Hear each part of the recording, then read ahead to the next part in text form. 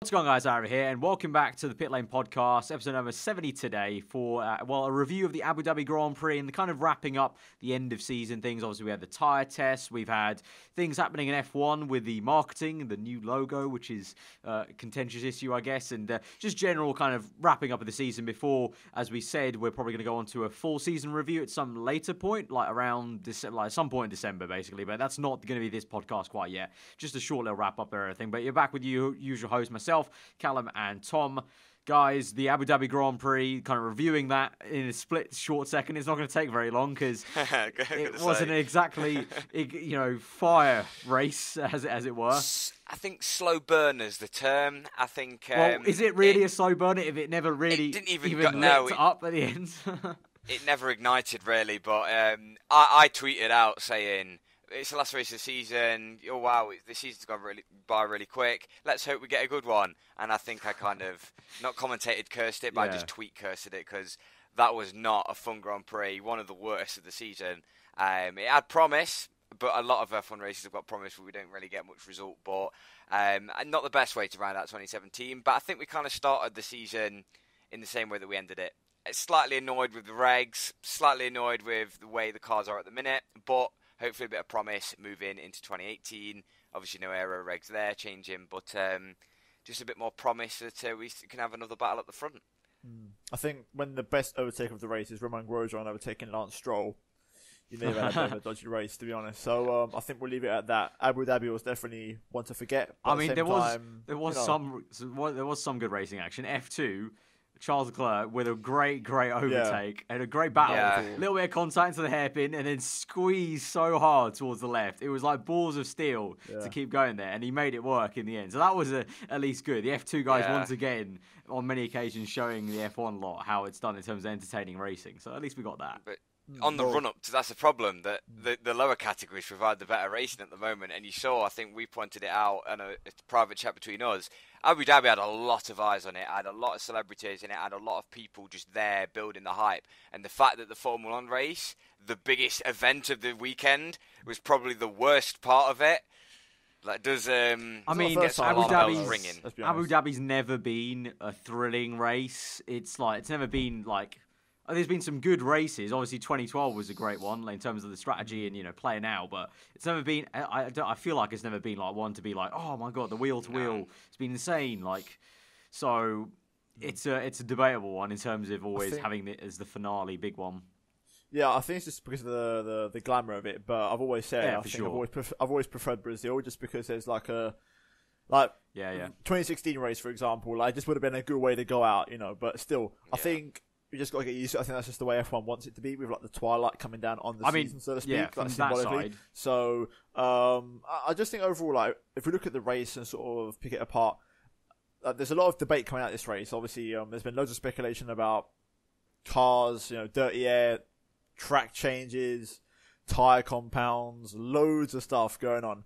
I think the best thing we can do is obviously break it down in terms of the race. So obviously, just a few things to point out. Bottas, Grand Slam. Pretty impressive. His first Grand Slam. I know ever. we know Hamilton tends to sort of when he wins the championship early, just sort of step off the gas. But still, I felt like Bottas was on the money this weekend. He was on it. Quali lap was his first one in Q3, and Hamilton had 2 goes, couldn't match it. Fastest lap, and Hamilton had that one chance where Bottas ran a bit deep into the chicane, and then literally he just see you later. Yeah, he bulleted off. I think you've got to say fair play to Bottas, because that's probably his best win. Some people do point out that Bottas wins the slightly crap races of the season. That is kind of true. Someone has to win them, and every win counts, and every 25 point counts. So, but no, it definitely his best win, definitely his best weekend, and he really did ramp up the pressure. Obviously, it's hard to compare against his teammate who has just won the championship and taken his foot off the pedal a little bit. Obviously, that's up for debate on whether or not Hamilton actually did, because obviously after Sunday he was like, that feels like a win because we were pushing throughout the race non-stop. Well, you can see by the gap, like Toto Wolff said, looking at the gap to Ferrari and Red Bull, you can see that they were giving it some race. Oh yeah. They were squeezing. Mercedes were head and shoulders above the rest in Abu Dhabi. That's the first time we've seen that in a long time. And in terms of momentum sort of thing for next season, we saw that with Rosberg, kind of almost in a way, when he lost the championship for that for Hamilton's third one. We saw, obviously, like Tom said, he switched off, so that's obviously on him. But Rosberg still went on to go win those races at the end. And then he carried on. Obviously, Hamilton had bad luck issues at the very start with the engines and like Russian. I'm trying to think all the way back to the beginning of 2016. But Rosberg almost carried that momentum in. And we saw a lot of pundits talk about Rosberg carrying that momentum through the winter into the beginning of the season. And I feel like when we come to Australia, I think the pundits are all going to be saying the same thing probably. They're going to be hoping and maybe thinking that Bottas can carry that momentum now into the next season to kind of help him actually challenge Hamilton. Well, Channel 4 was enjoying that little speculation, and I thought maybe it's a bit too much to look into, but obviously we've got to find something to speak about. But the question next year, because obviously the question coming into this year will be like, into this year was, will he bounce back? And obviously he did, and he won the championship. So next year it will be, oh, did he let off the pedal too early? Did he do this, that, and the other? And I think it's way too much to look into. I feel like it's small things, but you know, I think you've just got to give it to Mercedes because they absolutely dominated the Abu Dhabi Grand Prix. Like they Vettel showed had why the loneliest race in the known God universe. Bless him. Like I've never seen a Ferrari. He was saying afterwards that like I was asking maybe if we could turn on some music or something. Like there's nothing going on in his race. You could see. I remember seeing like I think it was after practice.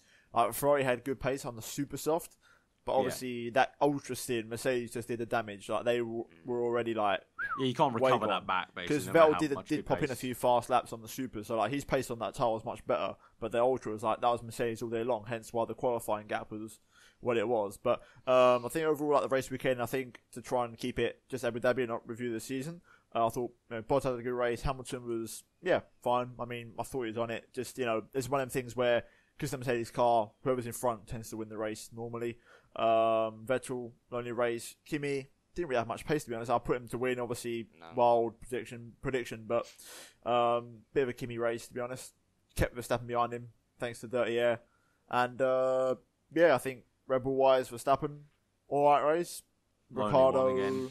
Unfortunately, way to end the season off, but I think he's going to matter weird too statistic, much. Red Bull 13 poles, 13 retirements for the RB13, if I'm not mistaken. Yeah, so, I think that'll be the last time this season. So that'll be the last time that they tempt fate. Starting the marketing early. Like, RB14, it's just the 14th Red Bull. Nothing else. Nothing's happening here. It's just number 14. It's fine. There's no spiritual. Nothing spiritual about that. Well, we had obviously, the big thing was maybe you're going to about to say it, like the whole midfield battle, obviously. Yeah, I was just going to say Renault. Like we can talk about every team, but we just go like Renault straight away. I think that's the big one. Renault going for that. Obviously, they were like beginning of the weekend. They're like, we're going to go max out attack, really, attack this. Unfortunately for Sainz, that ended not great. But Hulkenberg put in a shift, man. Yeah, Hulkenberg. He got in Q3 where Sainz didn't make it. Same as last race, I think. So like he's stepped up. Like you can tell. I've noticed since Sainz, like that first race where Sainz actually had a really good weekend, since then Hulkenberg's almost like stepped up his game a bit because obviously Palmer's like one of them things where we talked about before where with a team he can get comfortable, but I feel like with Sainz now, Sainz is going to like push Hulkenberg back to the driver that I think we know the potential's there. So yeah, we've always known that he deserves that podium. That lineup could be dark. Yeah, I think they'll very constantly dark push each other like upwards almost, and hopefully both improve. And obviously the car. If that Renault engine's good. Watch out! That's my dark horse prediction.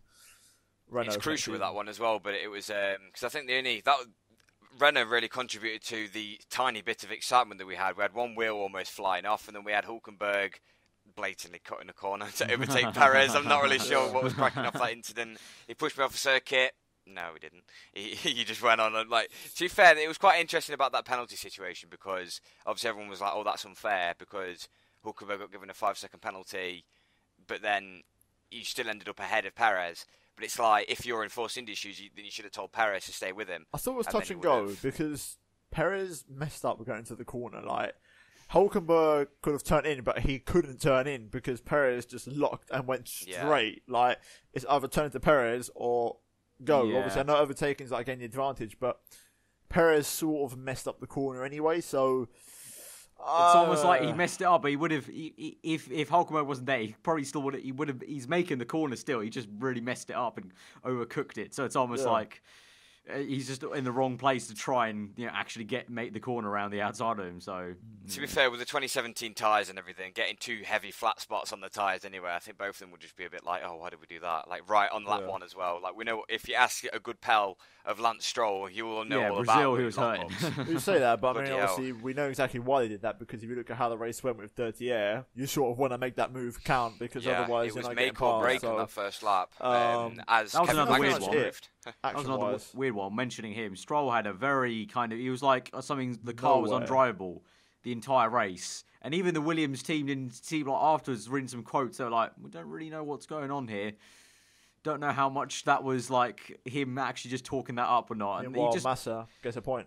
Yeah, well, yeah. So it was just a very odd one for him again. I'll say now, Stroll had a very poor end to the season. Last of the runners.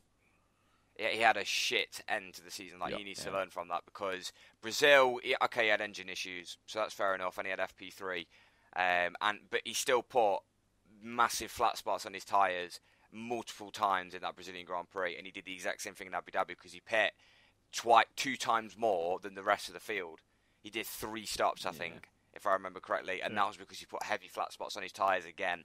He needs to stop that, otherwise he's going to lose that seat pretty quickly, like we've seen with other drivers. But unless I'm not being funny. Yeah, it's his opening season. I don't think he will be.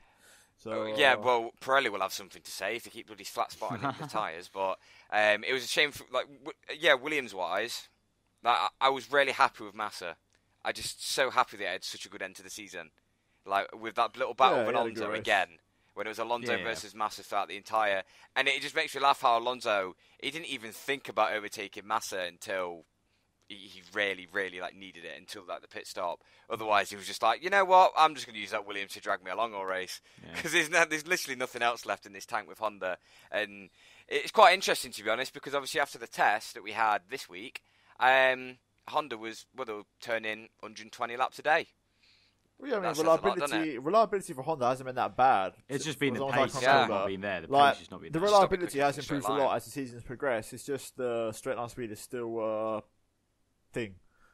It's still 20 k's down. So there's still a parachute on the back of that car. Basically. So I think overall, Abu Dhabi, I think that's mainly the race. There wasn't really much. So. I mean, obviously because of the whole Renault thing, Toro Rosso slipped down to 7th then. Yeah. And Gasly was pissed. Across the line, Gasly was really pissed. And I think that I really liked how Toro Rosso dealt with that in the press afterwards. Like they were just like, both Brendan and Pierre got chucked in a very awkward situation right at the end of the season. And I think it would be easy to be harsh on them. I think they've done the best both of them can do the best they can do. And I'm looking forward to seeing how they can do in the next year. But as Tom's alluding to, that car, that limp to the finish, let's be honest. Worse than a McLaren Honda. It's that limp to the finish. It's been pretty much like the cliff is, the graph's been literally just like, it's just gone nowhere. A very poor end to the season, but that's the thing. I kind of like, because Gasly was so pissed off with the fact that they didn't get that 6th place. It shows how much fight he's got in him already. Like, he's only been in the car for, 4 or 5 races, and he's that annoyed. I'm quite impressed with that. I think it's like Team Vlog, where like Gasly and Hartley vlog their like POVs of the last race, walking into like the paddock from the hotel to the paddock, the whole sequence. It just looks like they got like a nice bond going there, which is pretty cool. Also, just to highlight, I think maybe Kvyat's 1 point at USA maybe is slightly more of an achievement than what people give him credit for after what we've seen from Toro Rosso in the end of the season. And overall, I just think it's very interesting in terms of, obviously, if we continue talking about, before we go into like interesting debates, which we'll get into in a minute. If we're talking about just Abu Dhabi and F1, obviously, tyre test this week. Now 7 compounds. We got the Hypersoft and the Super Hard, if you didn't know already. Yeah, and the hard now blue. Super hard now, the new tyre being the orange. It was ice blue or something, as they put in the video. Yeah. It's some rainbow. It's like the Dulex colour chart. Like, it has to be indigo blue and sapphire orange and hyper pink or whatever. Sunrise yellow. The Hypersoft seems to be popular amongst various drivers, and makes sense. The faster the tyre, the more happy the driver's going to be. Let's be honest here. So let's see how many races use that tyre and how long they hold on to more degrading tracks. Russia. It's got to come to Russia, man.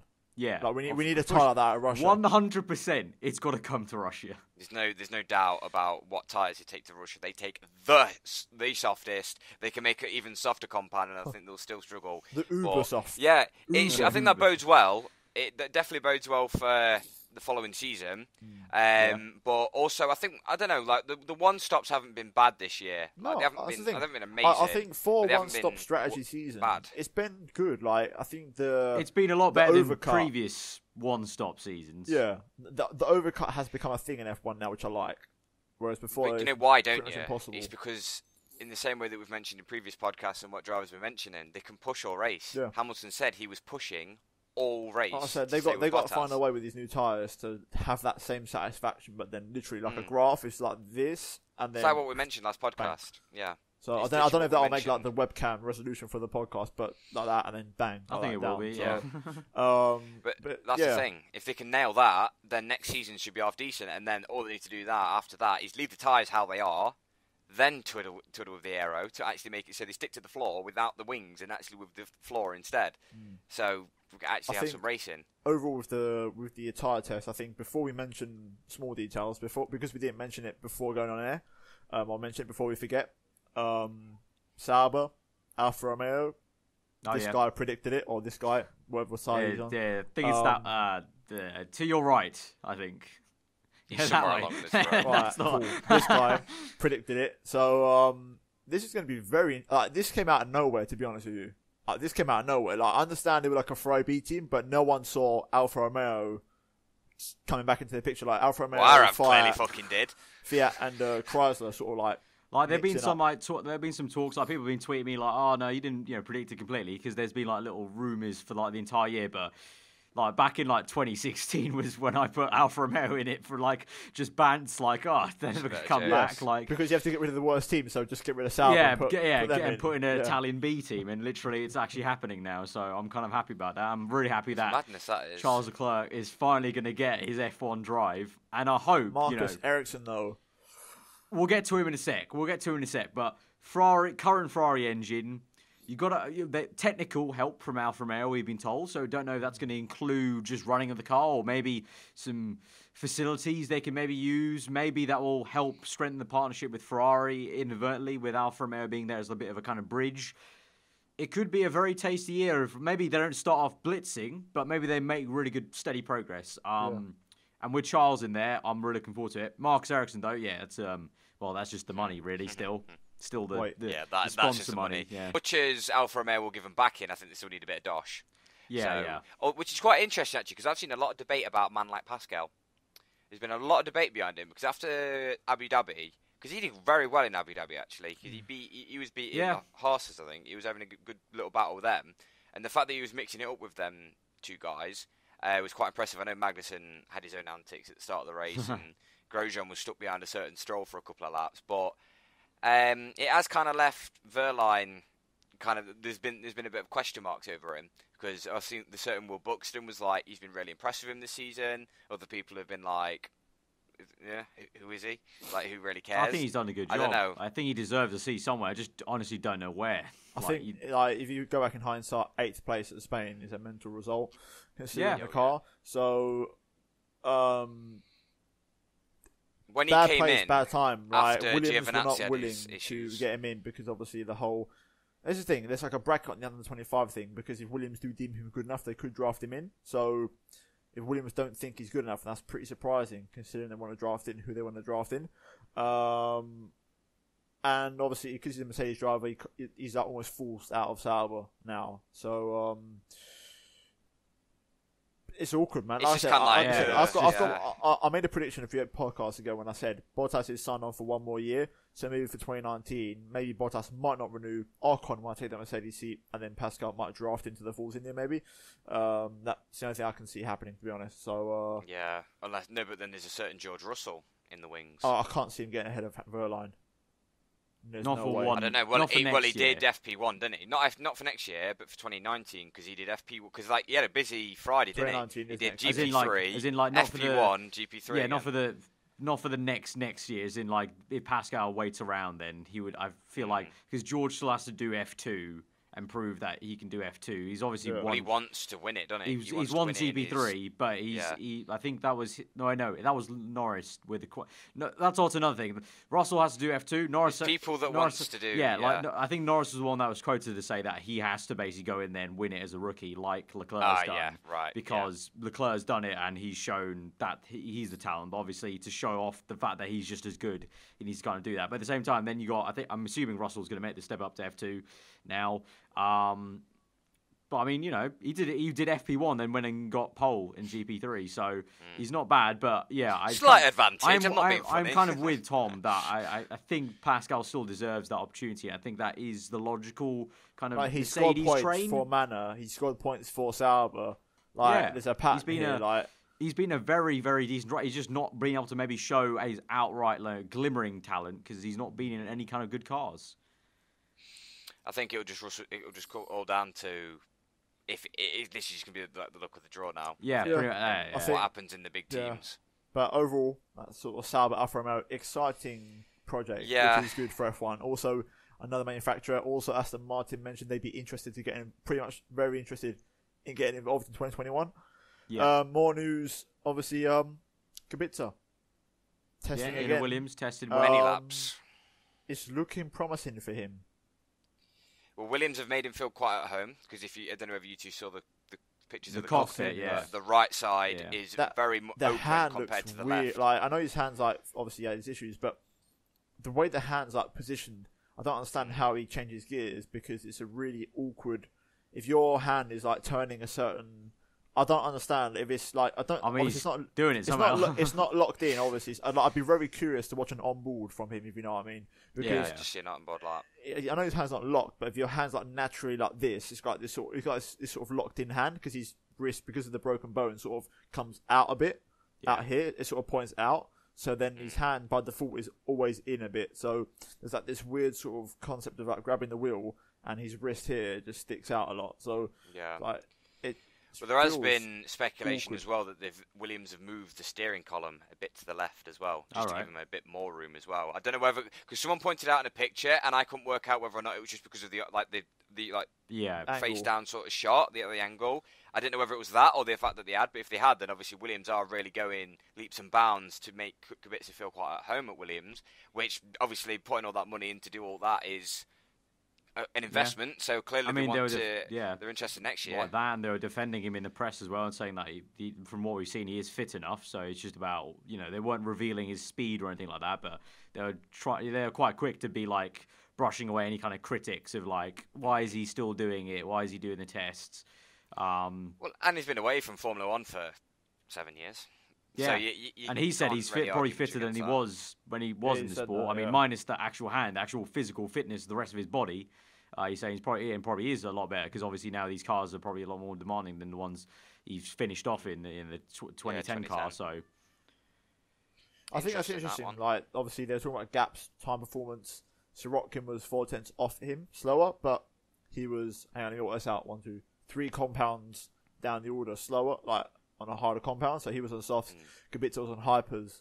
So obviously people reading into that probably a bit too much and thinking it's definitely not good enough. But I just think, listen, he put in over 100 laps. Not bad. It's stamina for him though, isn't it? He just needs to keep turning laps and see whether or not his arm works. Whether or not he can put up with that he's been doing. I think he's doing everything: practice pit starts, race starts. I think he did the whole lot, long stints and everything. So time will tell whether or not he feels ready. I think the decision's down to him, and we'll find out next February, or if not earlier, really. Yeah. But other than that, I think within the test, I don't know whether there was much else to really speak about. I know Alonso put it in the wall at one point. Yeah, little bits and bobs. And Vettel did stuff as well. Like McLaren and Toro Rosso started doing developments on the Halo. The one I saw was the McLaren, but Tom saying that also Toro Rosso did pretty much similar similar thing. So, just what was it, 3 different little winglets basically that kind of form the same shape as the Halo on top of it. So they're already getting ready. It's I'm not gonna lie, it's almost like that. Them doing that is kind of confirmed. It's okay, it's actually happening. The Halo's actually There's a part of me that this entire time that still thought they'll pull it last minute, but it's actually going to happen. It's actually going to happen. Hulkenberg still thinks they'll get rid of it eventually. I think still have they that will. feeling, but I still think they will. seeing the I've air got on the hope. Halo was kind of that little bit more extra of like, right, it's good, it's happening. What It's will make happening. it sit in if people haven't already accepted it is the car launches. When Well, yeah. they'll just be on Yeah. there, and hopefully liveries are slapped on the Halos as well. Hopefully teams do go the incorporate extra it into mile. it. You know they're not going to be Incorporating because this is it Formula too. 1. I hope this so. isn't fantasy. You know, there's Yeah. going to be some teams that do it, and the other ones that the Saubers or the McLarens, they're just going to be like, nah, just leave it in carbon fiber. But to be fair, I was watching a few videos yesterday on the Halo, and then I was looking at pictures as well, and it wasn't growing on me, but I just started to get used to it. Like I'm not going to sit here and say it looks nice. It doesn't. No one agrees on that. No one says that. But I don't know. I just wasn't really that phased by it anymore. Well, I think they could make it kind of interesting accepted it. because, like we said, we haven't said it, but like, it got confirmed last week. They're officially getting rid of shark fins next season with T-wing. Like the T-wing got confirmed, but they are officially getting rid of shark fins as well. So apparently, the idea is to that whole number flag design, for example, what Mercedes have going on, or like the driver customization part on the shark fin, draft that onto the Halo somehow and try and put it on there. So like, they did make ideas, didn't have they? the number on like the big kind of triangle when it meets. Yeah, I think that would work quite well. And I think Haas, like they put like when Giovinazzi did FP1, they put his name on the side element structure, right at the bottom when it joins up with like the driver's side head protection part. Yeah. They had his name with the flag on there. So I guess he could get creative with it, but it's a Halo. What I'd like to see, to be fair, rather than putting it on the Halo, like to be fair, I like the fact that they come up with that idea because I like it's the shark anything to fin, make though. it look half decent. I do like the shark fin. At the start of the season, if you go back to one of the first podcasts this season, I said I hated it, but I like it The now. cars look It's so grown on me. odd without it because they're so long. If you see the promo videos that Mercedes made at the start of the season, they had the lone T-wing, which was obviously like sat on its own, and then the T-wing at the top, and then it was like a massive empty space, then the actual engine cover, which did look a bit odd. But I know this probably won't happen because of sponsorship, because there's plenty of sponsorship opportunities on the rear wing. But on the end plates, you could easily put nationality and number on there. Yeah, And I make mean it look like an IndyCar. Williams have sort of half done that because they decided to put the initials on the very bottom of the end plate of the rear wing instead of obviously the engine cover because of the whole Martini sponsoring. So. And that looks, in my opinion, it looks quite nice on the Williams car in terms of like having Quite like, seamless. mass. Yeah. And What I don't like is I understand the idea is to make it look like the columns on the left hand side of the screen, but I just think they could just have their full name on there. Like when Hartley has HRT, I don't really think it's going to narrow it down if I'm watching F1 for the first time. If you know what I mean. Yeah. So when I see HAR, I see Harry Anto Anto. still. Yeah, I still see that. Harry I don't know, Anto. I mean, it works. I like the idea, works for a lot of drivers where you kind of straight away know it's that driver. But when it's like It's like Mercedes, yeah. It's when it's you see the red numbers. It's like Hamilton, they've got to change the Turquoise, concept it's of it. So, Bottas. like for example, they could have like instead of having initials, it could be like LH44, SV5, KR7, and like put it in like for example, Hamilton, like LH in red and like the 44 in a British flag pattern, sort of. And maybe allow them to do the numbers like the stylized way that they want to have them, like the way on the it is on helmet the car. to match. Yeah. So, like Mercedes obviously kind of allow them to change the color, but let Hamilton have the actual 44 text, or Vettel's 5 with the German flag on it, or Hulkenberg's fancy like 27 with the circle to make the 2. Let them stylize a bit more to kind of give it that kind of like, okay, that's them. Yeah, realistic feel. But they've already been doing quite well this year. Like, don't get me wrong. They've step forward. made bounds. But I think there's potential to make it even better. Obviously, we're taking a step back with the aesthetics in terms of the Halo. So why don't we improve even more around in other the areas? edges? Talking about aesthetics, obviously we got a brand new F1 logo unveiled, and along with it, some interesting concepts. I don't know if they were official concepts or not. I saw knocking around on Twitter about like the graphics package they want to introduce for next year. That's a whole different story. The logo by itself, though, I haven't talked to you two about it at all because I was at the Grand Prix. I saw it in front of my own eyes on the podium being unveiled. What are we thinking, guys? I'm gonna you two sit are back very on this one. graphic designy, and I'm a little bit more like just a bit more blunt and a bit more like what a normal person would be like, because I'm not that photoshoppy. But I know the reasons behind it from a marketing standpoint.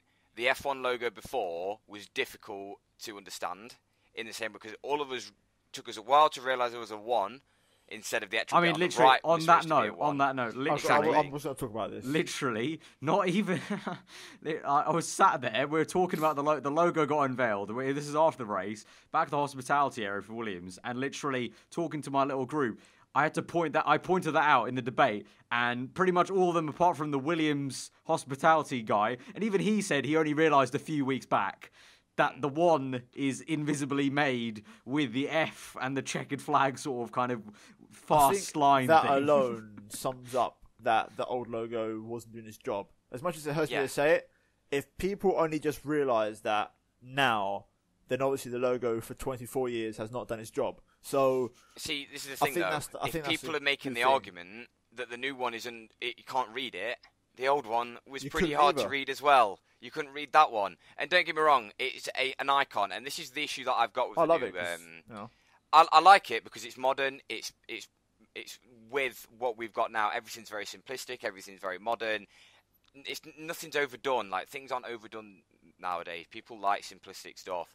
But there's been a few things floating around on Twitter. For example, changing the colour scheme back, because the thing is with a logo, you need to at least have a grasp of what it used to be and make an improvement on it rather than changing it completely. And I know they've already made a few little tweaks. I think they made the white bit a bit wider to make it a bit more obvious. And I think the whole idea behind it was one car overtaking another before the line. I think that's what they wanted, like 2 cars going side by side through a corner. Ironic that they try and promote that on the race where they had 1 or 2 overtakes throughout the whole thing.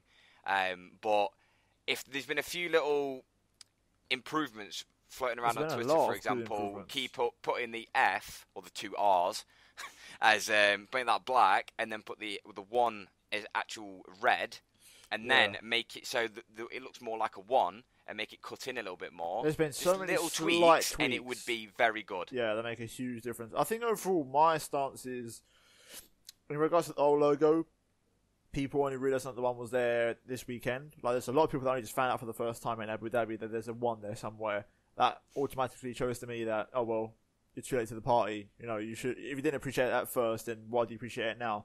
It's like, it doesn't make sense to me.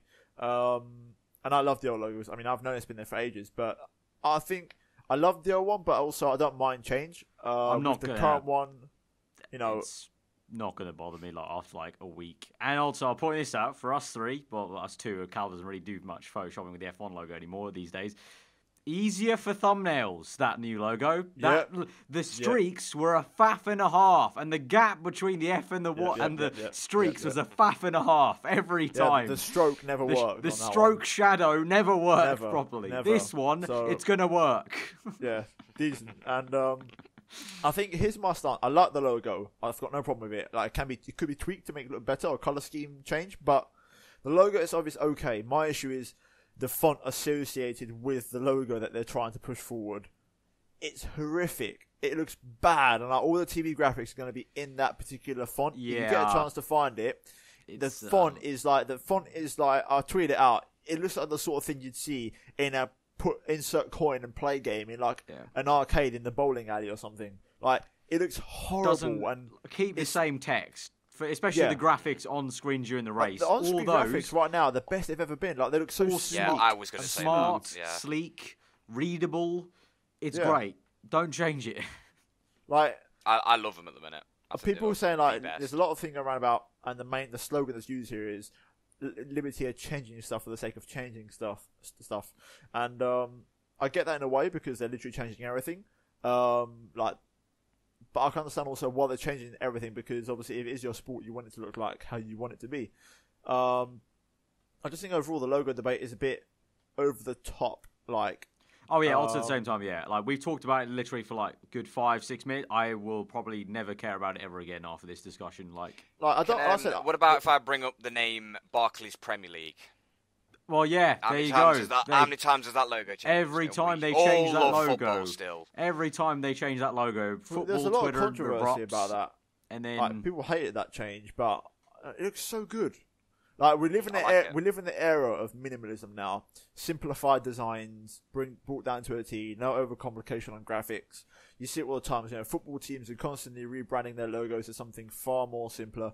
And it's just the era we live in. Like Man City 2 years ago changed their logo. Juventus, West Ham. Obviously, you've seen Barclays Premier League change their logo. Even the league has made subtle changes over the years, which you may have not noticed. Every logo, just everything changes over time. Have F1 done it the right way? Not sure.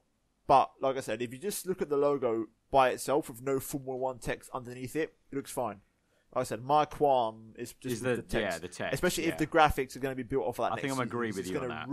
It's going to ruin everything. So, if you're like a Photoshoppy nerd, then you'll understand where the qualm is. So, I think overall, I don't mind, but we'll see Australia FP1 when the graphics flash up on screen for the first time. It's the graphics. What they are. We haven't had these graphics even long. We've only had them since 2015.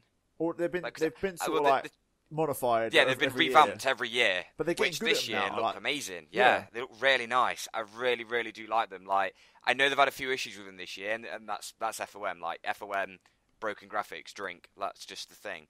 But they look exceptional this year, and it's simplistic. It's easy to read.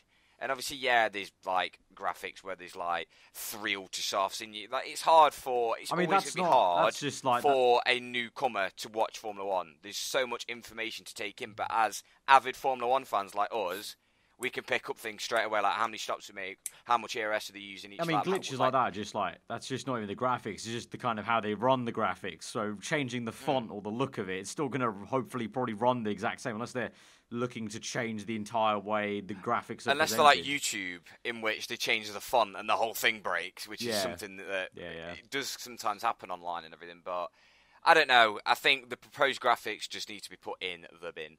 Really. Yeah, that's my. Just keep the ones that they are. I'm scared.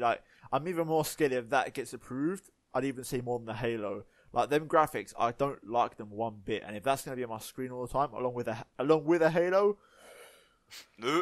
radio commentary. If those please. are the graphics, I'm going to be. I think people are going to be saying for once. F1 game, don't put the official graphics in the game. That'll be the first year. The first year you get official graphics. No one the shit ones. Yeah, the first everyone's will like, get that. Yeah, Liberty, you're doing a good job. But then the Australia roll around with the Halo and the graphics, be like, you might want to just go back. That was just a bit. Go back. Click Control backspace. Alt Delete. Click backspace. Yeah, rewind. Control Z and all that. But that's something a little rant on the logo. We little like it. Discussion, but I mean, it's the first time we it, talked but, about it, so I think it's only fair that we kind of had. I think I like that, the fact we literally never talked about it. So, okay, interesting stuff. I think all of us kind of along the same pages. Logo, graphics package, like just noises, insert noises. I think loud noises. I mean, you could edit this in, but you could actually edit in the graphics underneath because that shouldn't get picked up in theory because it's not been approved yet or it's in the process of it. So you could just put that in there, people can see. Just but more effort for Aaron. Thanks. No, you know what? You can go find the link on Twitter. Yeah, I'll click the link in the description below on the comments. Was there anything else to pick no, up on? I think that might be it. Wrapping up. Without reviewing the whole season. Talked about testing, talked about the tyres, logo. I think that's pretty much it. Wrapped up from Abu Dhabi, pretty much up until literally today. Because the Alfa Romeo news just broke yesterday only. So, we didn't miss it for a change. We got the news. We didn't miss it. That's good. Even though we're late for Abu Dhabi, but who cares about Abu Dhabi? Well, the host wasn't here, so. Yeah, he was busy drinking martinis. I was at the Grand Prix. He was in the Amber Lounge. So. I was at the Grand Prix. Sat next to James May actually watching the race. He was in the hospitality area with us. That was quite cool. Right, so that is going to be it then for episode number 70 then. The next one, 71, will probably be that review podcast. So that won't be necessarily next week straight away. It may be in 2 weeks' time. Might be just after Christmas. I don't really know. But basically, when we do that, you'll know it'll come. It'll be a big, long podcast to review the entire season. We'll sit down with our mugs and whatever, warm up and Christmas whatnot. Hats Christmas and, hats, Christmas jumpers. vibes and whatnot. And we'll review the season then. Yeah. But till then, if you have enjoyed this one, hit that like button. Let us know what you thought in the comments below about anything we've talked about, any of the debates about the logos and whatnot. If you're new around here, then do get subscribed to this channel for the podcast. Check out these two links in the description as always. You can check all three of us out on Twitter as per usual above our heads. And finally, you can go check out GT Omega. If you do want to purchase something from there, you can use the code Pitlane F1 for a 5% discount. That will directly help us three. So much appreciated if anyone uses that code. But we'll catch you guys next time. Hope you enjoy the rest of your day, and we'll see you guys next time. Goodbye. Have a nice.